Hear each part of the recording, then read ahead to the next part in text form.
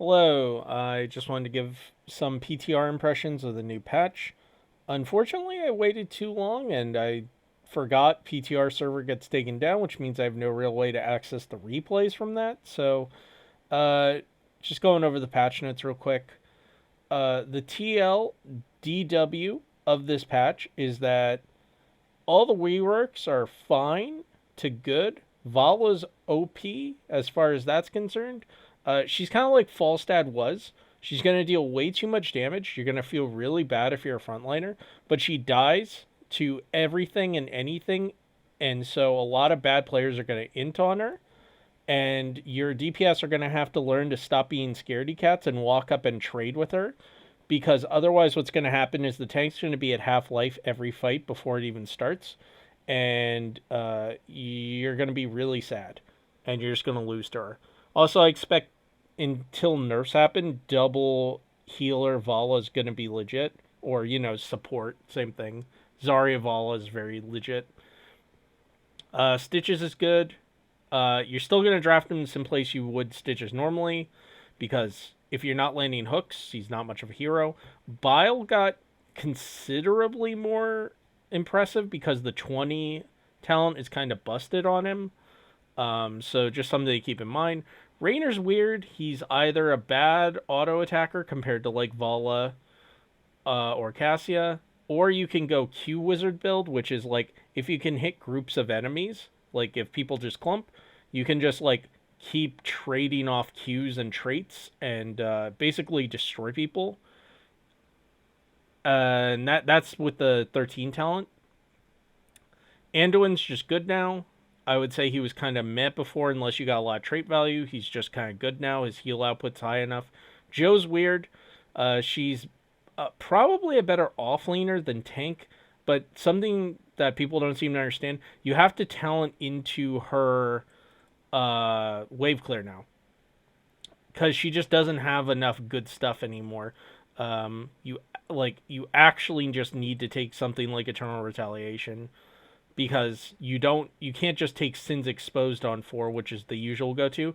Your E does nothing to a wave, and I don't think people will fully understand that if you're not taking this talent, you are kind of trolling, because you really, really need the wave clear if you're taking Johanna, which sucks because I love Subdue, but the whole point of taking Johanna is to be a wave clear tank and for Blessed Shield. And if you don't take this, your wave clear is garbage. Also, because this on 1, you can very easily ignore both of these if you want and just take E and just be very good against auto attackers in general. They don't need 2, by the way. So there seems to be some misconception they need 2 good auto attackers to justify this talent. This is just good. You can just take this against the Cassie or Tychus to kind of gimp what they can do and just play Joe as is. This is a weird talent. I don't love it. Basically, if you're competent, you should never die in the early game if you take this talent, though. Because between a blind, iron skin, and 20% more health, you have over 3,200 health if you take this at level 1. So not even counting this part, if you die with 3,200 health, an unstoppable, which comes with a shield, by the way, and a blind, you are just playing the character wrong. You are running it down as hard as anyone has ever run it down. So this part I don't really care about until later in the game. The main downside is this doesn't scale well, because around the mid game they'll have tools to kill you through this, just like they would kill a Diablo or something through this, and then reduce it. You basically just don't have a level 1 because you're not going to get very many basic attacks off. So later in the game, this just isn't a thing if you die even twice. This is basically you didn't take a level 1, whereas this is always good, and this is always good. So that's the main reason not to take Divine Fortress. But if you expect the game to be short for whatever reason, or you think you need the extra survivability early, yeah, you can take this, whatever. And that's pretty much it for the reworks. May got some minor nerfs. These are all good. They should have kind of been done the first time they nerfed her. She's still probably the best tank or second best tank. Yeah, she's just a little less survivable. and this is a little less good for wave clear now. But of course, they nerfed heat transfer at the same time, so I can't just say take that. Diva, they nerfed a lot of her cheap wave clear. This is kind of poop. I don't know if it's still worth taking liquid cooling. I think if you get used to it, it's probably worthwhile to try. You just gotta remember you gotta pop this ability way sooner than you normally would, because it takes time to get the heal off. But otherwise, they just nerfed all her normal talents you would see taken. And so with these nerfs, like I suspect you'll still see her, but she won't be as effective. They completely destroyed Hogger's PvE. I don't think this character is actually a good offlane choice anymore. I think the 4-man build's still fine if you go W or you're good at getting like goodies, but like I don't see much of a point in taking him for offlane. He can't like run off and do camps by himself quickly anymore. So I might be overrating how big these nerfs are, but it just felt like his PvE was completely gutted. And so without that, I don't see much of a point taking Hogger over other good heroes. Like Sonya, who, yeah, these all hurt, but they're not major. So Sonya is one of those things where I feel like Blizzard just wanted people to play the hero again. Because there was nothing wrong with Sonya. She just kind of got shoved out of the meta and then forgotten about. And I feel like they do this every so often. Brightwing's a good example. They like overbuff a talent and then they nerf it. And then people just keep playing because they realize the rest of the character's good.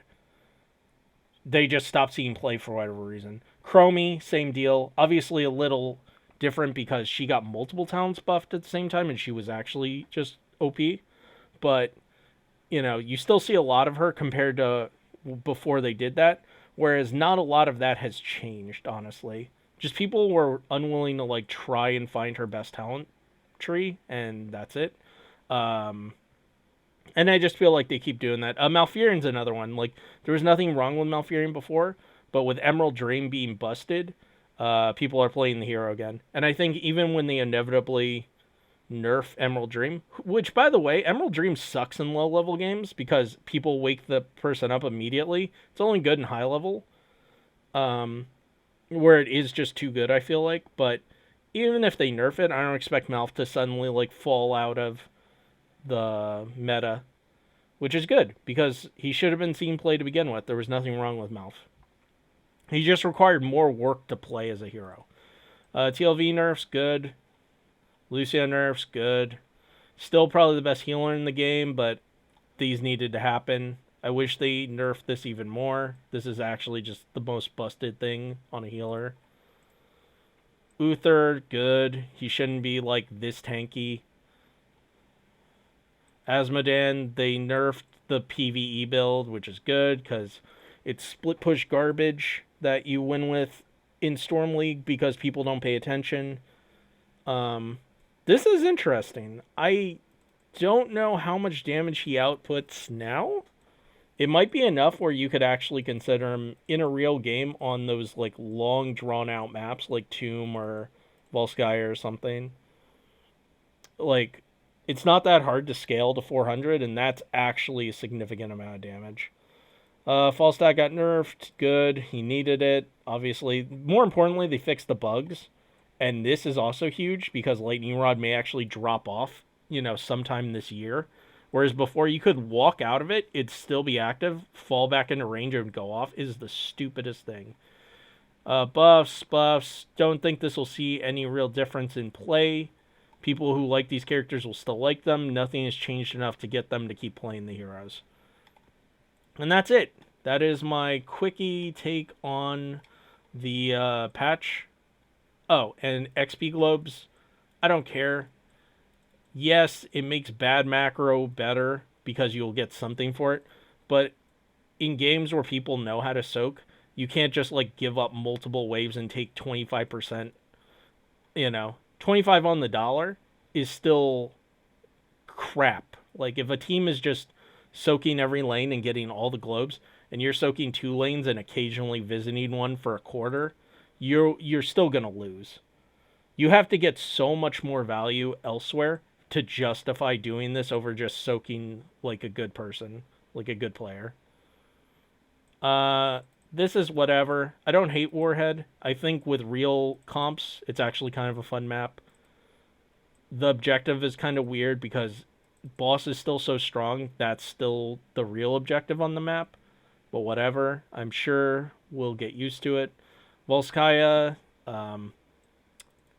it's whatever. I'm not a huge fan. I wish Triglov was better. That's really it. If Triglov was better, I wouldn't hate this map. But because it isn't, it just feels like such a joke if your team doesn't int for objective and the other team is just same thing. Obviously, if someone just dies at 99%, they trolled and you get to crush them with the objective. But if not, the objective doesn't do anything because it's just too risky. So yeah, I think all the reworks are in the right place. I don't like Johanna's in the sense that her talent tree seems like a mess, but they're like mostly good talents. I really wanted this to be better. It was bugged, so it was kind of weird. But they fixed that supposedly, so that's good. And just, yeah, I don't know. I just want this to be better. But the problem is, like, if you pop in, run in, and get destroyed, like, you just have to pop Iron Skin immediately. I don't know. It's just weird. I just don't think it can compete with, like, passive move speed, and then, even with this slight change, like, it's still really good. Like, this is just such a good talent now. Alright, yeah. No, for real, that's it. Thanks for watching.